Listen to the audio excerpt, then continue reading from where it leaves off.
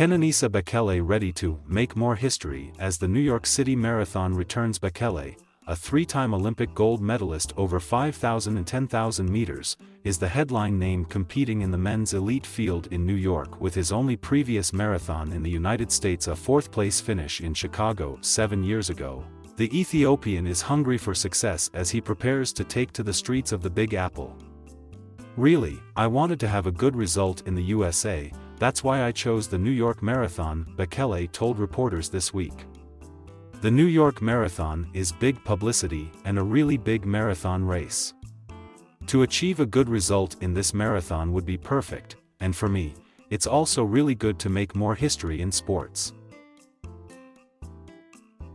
Despite expectations that he could challenge Kipchoge's record of 2 hours, 1 minute and 39 seconds in Berlin this year, Bekele says he fell foul to a poor night's sleep as he finished third, more than a minute behind winner Guy Adola. "I was not ready for that race," Bekele explained.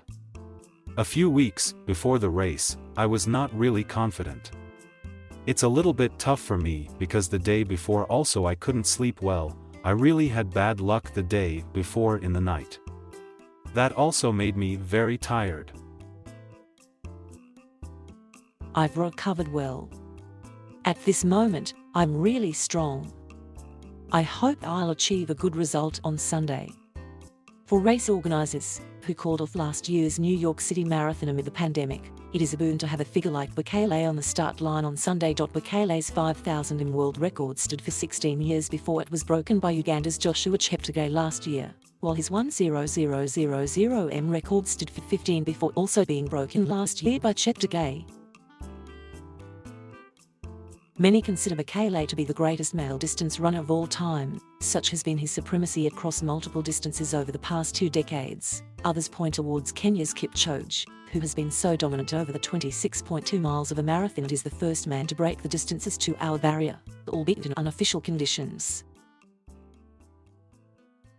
"I still feel that I am the best and better than anyone," Bekele told Sports Illustrated in August after it was announced that he would make his debut in New York. "I think every athlete and others should think like that." Having struggled with injuries and form in recent years, Bekele now has a second opportunity to win a major marathon in the US. There is little chance that he will be able to come close to his best marathon time in New York. Unlike Berlin, the course, which undulates through the city's 5 boroughs, rarely produces fast performances.